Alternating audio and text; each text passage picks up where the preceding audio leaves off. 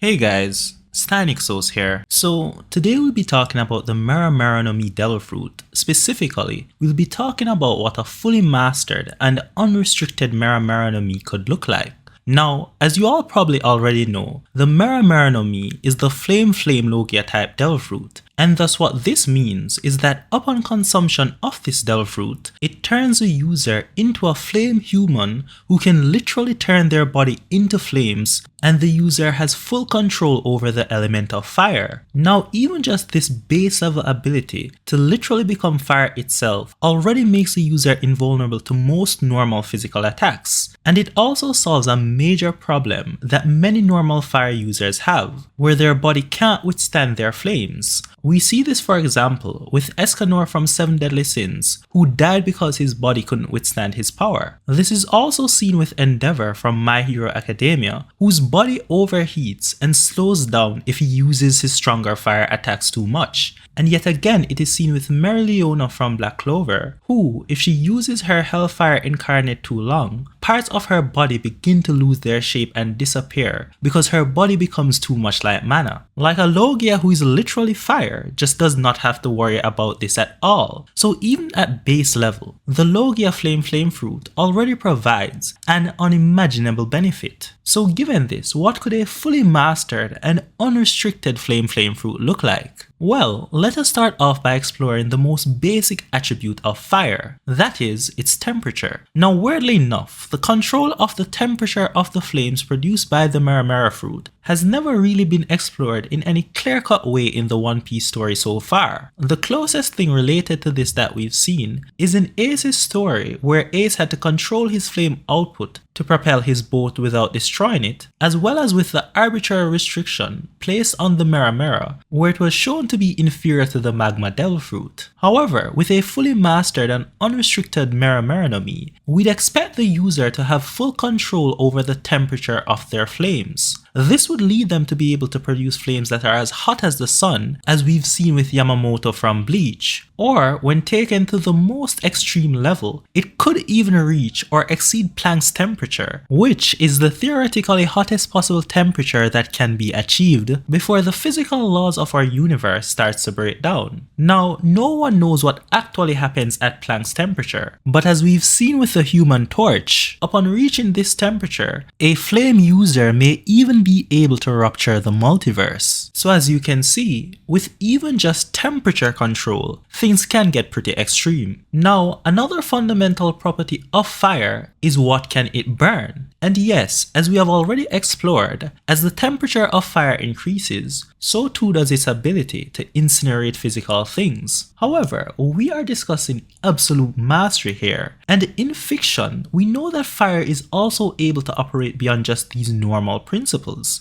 So for example, in the book Eating Magician, there's a primordial flame called Fafnir, which is a flame that is able to affect things outside of just the physical world. That is, it can even burn things that are on a spiritual plane in another dimension. And again, in the 7 Deadly Sins, we see where Escanor's fire ability is even able to protect his soul from being absorbed. So as with these examples, you would expect a fully mastered and unrestricted flame fruit to be able to produce flames that can operate on a metaphysical level. And at an even higher level of mastery, the ability to use fire transcends just burning things. So for example, an awakened Paramecia user like Katakuri is able to change the fundamental structure of the environment into his Paramecia substance, Mochi. Similarly, a highly skilled flame user doesn't just burn things, but as seen with the Flame Princess from Adventure Time, they are even able to change the fundamental structure of things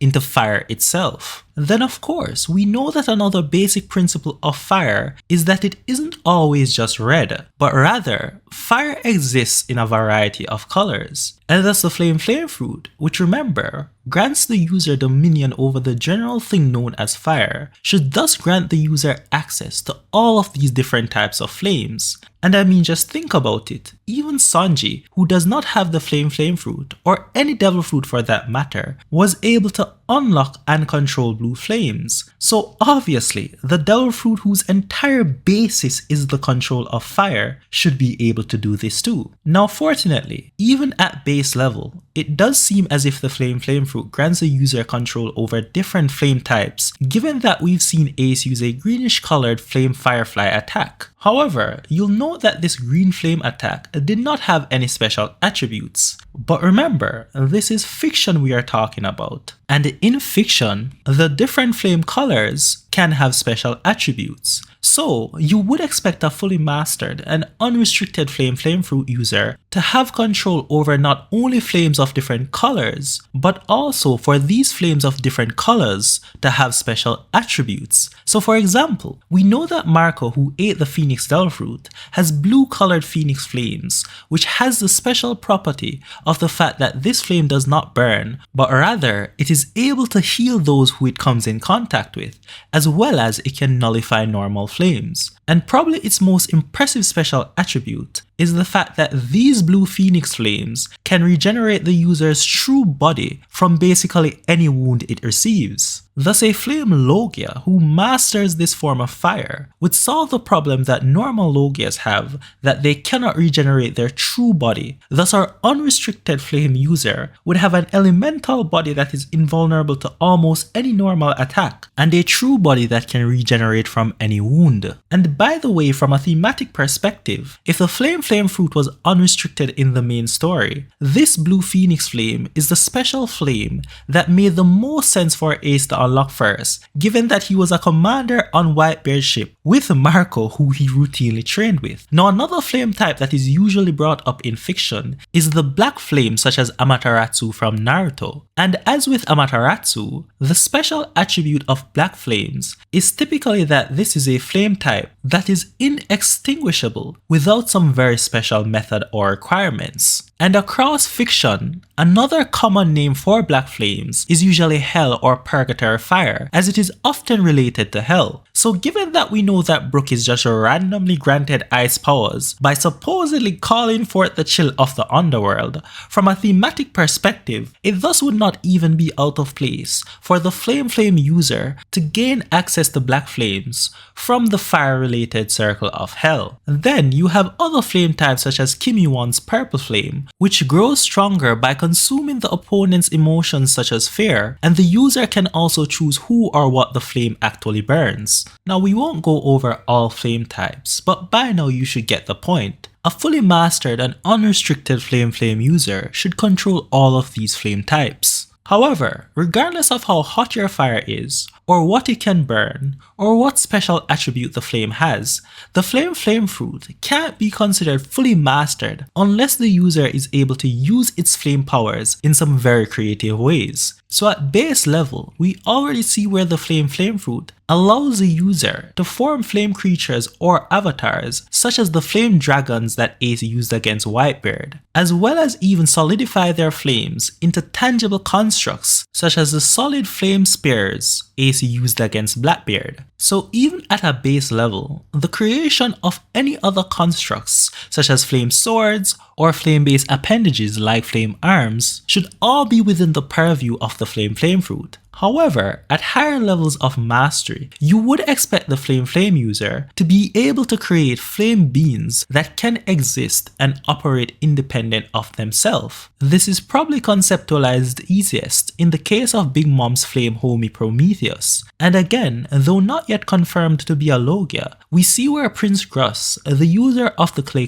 fruit, is able to create beings out of clay that can operate without being in direct contact with himself. So again, even from a thematic perspective, this is not beyond the pale. But you see, the highest level of utilization of fire that a fully mastered and unrestricted flame fruit could provide is allowing the user to manipulate the very concept of heat. So at base level, this conceptual manipulation of heat allows the user to do things like just negating other fire attacks or just general fire in their surrounding area, since they have full control over the heat of those flames. Now, that's pretty ordinary, right? But as you get higher in this realm, things get a bit more bizarre. So for example, a fire user at the peak of heat manipulation, such as Rei Ogami with his Argentus Phantom Flame of Hades Leviathan, these fire users can actually remove the heat of the surrounding area, causing a fire user to actually be able to control ice and freeze an opponent. And when this principle is taken to an even more extreme level, you have fire users like Sho Kusakabe from Fire Force who can remove the heat of the universe's natural expansion, causing it to slow down around himself, which in effect stops time for his opponent while his speed remains normal. So I'm hoping you understand that a fully mastered and unrestricted flame